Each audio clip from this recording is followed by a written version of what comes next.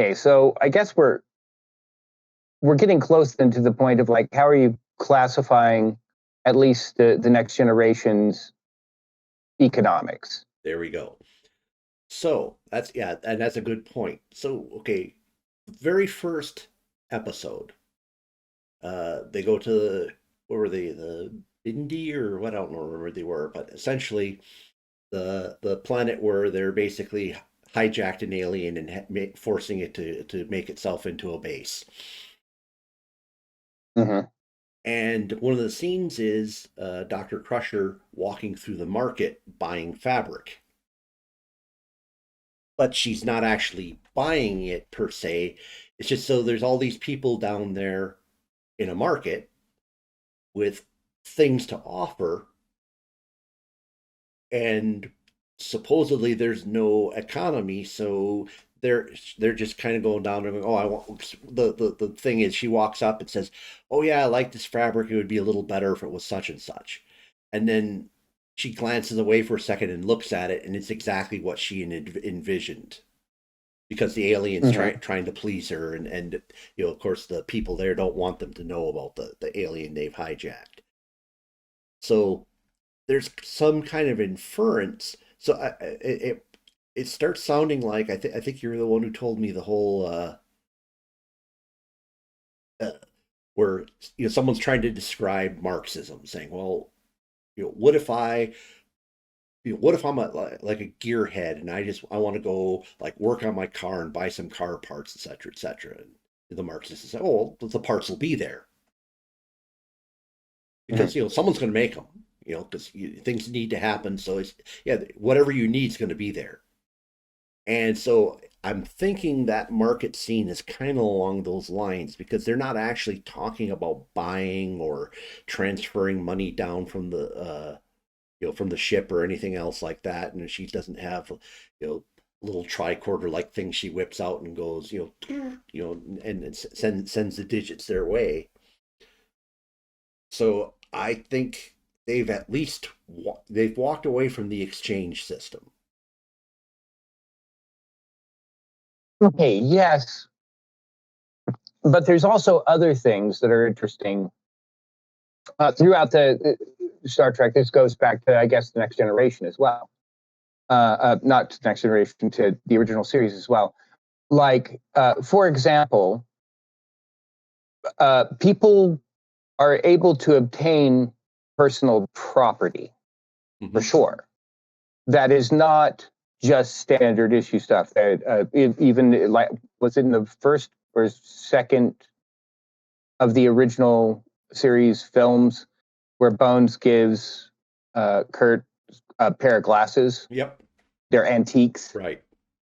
And like, okay, those weren't from a replicator. You had to have those, and somebody had them. There was a trade involved. Right. And by the You way, that know, also kind of infers that the replicator technology isn't mature at that point yet because he has to find an antique where he could have just easily made a brand new pair. would well, would the character of Bones done something like that though? That seems very Well, yeah, maybe crash. his whole You know, his issue with transporters, he probably had the same issue with energy to matter creation. Um, yeah, so more of as a sentimental thing. He's mhm, like, I'm going to go damn computer making it. I'm going to go find something a person made. You know, mhm. um, and I would assume that. Well, I don't know, and that this is kind of a side thing, but when you have replicators, does things that are created with human hands hold more value? It depends on what you mean by value. I mean, Yeah. so I mean Um, that's kind of getting into the crux of the problem. Is okay, people may find certain things like that more dear, something more interesting, something they'd actually want. But the question is what do you do with that? Okay, so like a perfect example I can think of is um, okay, one of the things the replicators make synthahol, and people who are actual connoisseurs we'll sit there and go, oh crap, this is not particularly good stuff here. You know, I can make a glass of wine, but this isn't very good. And then you have Picard, who runs a vineyard, and they specifically say, yeah, the reason why which is real property. that's a whole nother issue.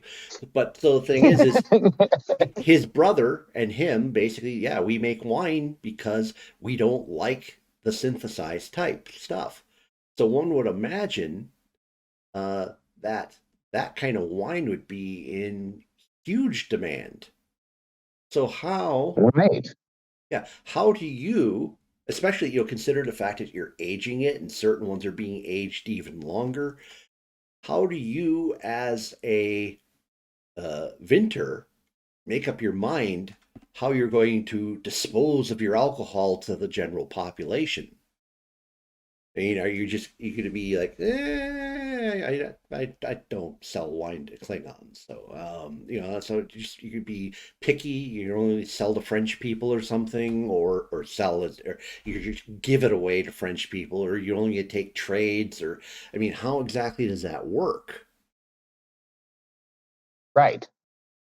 No, I mean, obviously, I think I remember.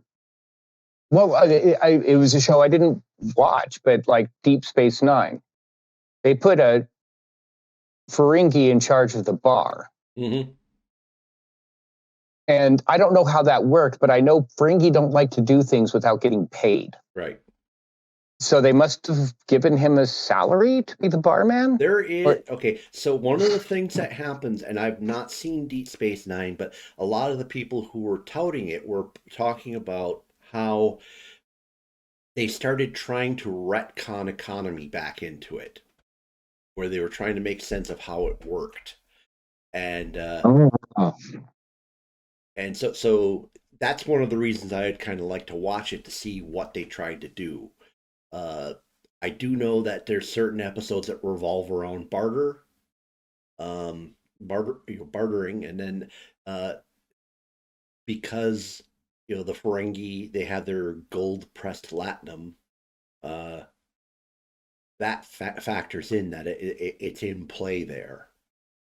So I think they well, somehow and the thing about that is that cannot be made in a replicator. right.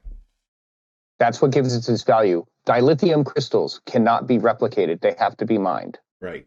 I don't know. So there's these few things, these few materials that, for plot reasons, we cannot replicate. But everything else seems to be like, if you have any old matter, you can make it. I think. Right. So if we get down to so let's kind of leave the Deep Space Nine stuff out of it because that is kind of post Roddenberry, Yeah, and fair. we don't know a lot about it. And uh, it also seems to be that there were writers at that era who were going, yeah, we don't like the whole, not having an economy takes a story element away from us. So we're going to we're going to shoehorn it in to Right, make the right. story work. So back to the wine. Right. What's the motivation of a Picard to take care of all these grapevines, harvest these grapes, uh, do all the processing you need to put it into a bottle, and then use up vast amounts of space waiting for it to age, uh, to where it's basically a gourmet item at that point, and a high demand item. What's your motivation to do that? You become important. People buy too many parties, I guess. I don't know. I can't see anything past that. I mean, Just I could kind of see like doing it as a hobby or doing it as like an extended hobby where you're like, okay, I make some for myself and my family and my friends. And I really do because right. people do that now where it's like, okay, yeah, whip up some brew, and I'm not going to charge anyone for it. I'm just gonna we're gonna hang out and drink it. But the scope of that vineyard is huge, and they've showed several times, where they have not quite industrial levels of alcohol stored in their in their storage areas, but they have a lot. I mean, the kind of thing Mhm. you would expect, of a 1800s, 1900s vineyard to put out. Yeah, for sure. That's probably the level. What Maynard from Tool? I bet you that's his vineyard. He, I think that's about the size and about the scope of what he has. Mm-hmm. And but I actually can kind of buy the reason of, well, my family has had this for 300 years. And I want to keep doing this because my family has been doing this for 300 years. Um, I think that's a valid motivation. I actually, the other jobs in the Federation, like, I don't know what motivates you to be in security at some Federation thing. You're the door guard at. Wait, I thought we were improving ourselves as human beings. Why are you the door guard at the Federation building? Yeah. Right, you're basically a Walmart greeter. You know. Uh, Yeah, the Federation is there to allow people to be the best, whatever it is they can be. So he is, just not merely one of the best door watchers there is. He's a Federation door watcher, so he's the creme de la creme of door watching people. he probably does watch the door way better than I did in the Air Force, but um, yeah, I just don't get the motivations, like, because I think to myself, okay, if all of my material needs are met, all my food and my clothing and my shelter, and I can do whatever work I want to do, dear God, I wouldn't do what I do. I'd probably do something that just, I would do things as they interested me. I would like to learn about film for the next month. I would like to learn about woodworking for the next half a year. I want to learn how to weld. And I would be a forever person doing those things. Mm-hmm. Because if you allow me to, and everything is so cheap as to be free as far as material, but Yeah, I mean, you know, yeah, I mean, the one, the most critical job would be the one job that you can't motivate people to do unless you have an additional enticement, and that would be like the replicator repairman mhm. or even the replicator manufacturer. Why would you want to do those jobs if you could pretty much do whatever you wanted and it doesn't matter what you do? But those things have to get done because, I mean, the Federation is explicitly written with no robotics. So everything is, I mean, unless it's some kind of seamless behind the scenes automation, it's done by a person. So what do you think? Is it possible to be a good citizen of the Federation and still find a way to mint a good glass of wine?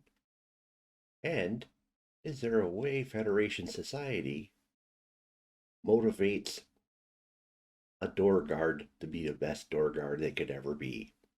Comment below. Tell me what you think. Please smash the like button.